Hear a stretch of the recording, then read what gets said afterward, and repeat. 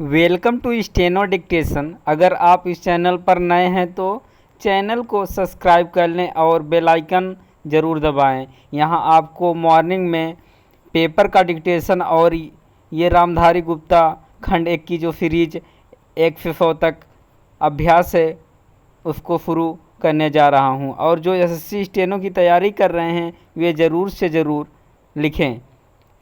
इसमें मैं daily video dictation डालने वाला हूँ। चलिए शुरू करते हैं। Dictation start.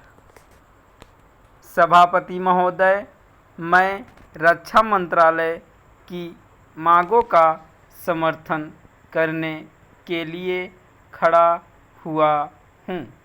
वर्तमान घटनाओं से पता चलता है कि संसार का हर देश अपनी सुरक्षा के बारे में चिंतित है और उसके लिए हर प्रयत्न कर रहा है।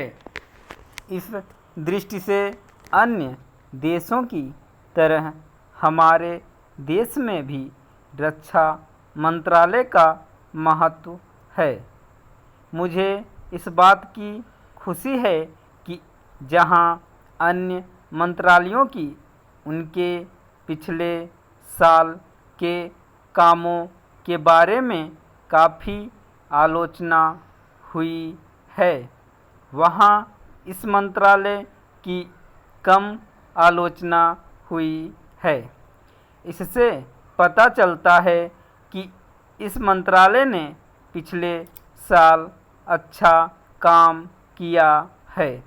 मोटे तौर पर किसी भी देश की सुरक्षा नीति का लक्ष्य यह होता है कि दूसरे देशों, खास तौर से पड़ोसी देशों के साथ मित्रता के संबंध स्थापित हों और हम एक दूसरे के मामलों में हस्तक्षेप ना करें।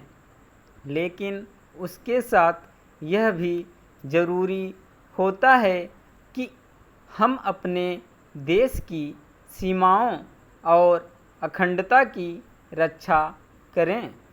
इसलिए हमारे देश का यह कर्तव्य हो जाता है कि हम अपने पड़ोसियों के कार्यों पर पूरी नज़र रखें, क्योंकि आज तक हमारे देश पर जो संकट आए वे हमारे पड़ोसियों से आए हैं।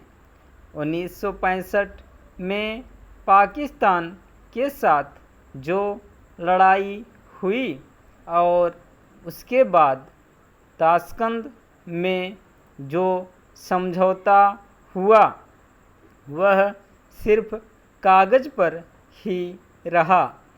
पाकिस्तान ने उस पर कोई अमल नहीं किया। इस दृष्टि से बहुत ज़रूरी है कि हम अपने देश की सुरक्षा की हर तरह से व्यवस्था करें। हमारा उद्देश्य दूसरों पर आक्रमण करना नहीं है, लेकिन यदि हम पर कोई आक्रमण करे तो हम में इतनी शक्ति अवश्य होनी चाहिए कि हम उसका डटकर सामना कर सकें। आप जानते हैं कि पिछले दिनों पाकिस्तान को अमेरिका और चीन से काफ़ी मदद मिली है।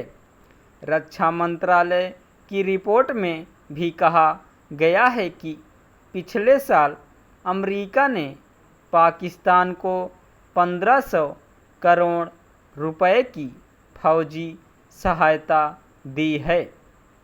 आज जहां हम फौजी सामान के लिए अपने कारखानों की मदद से अपनी शक्ति बढ़ाने का प्रयत्न कर रहे हैं, वहां पाकिस्तान संसार के देशों से फौजी सामान खरीद रहा है। अपनी नीति के कारण वह सब देशों से लाभ उठा रहा है। मेरा सुझाव है कि हमको भी अपनी शक्ति बढ़ाने के लिए संसार के अन्य देशों से अधिक फौजी सामान खरीदना चाहिए।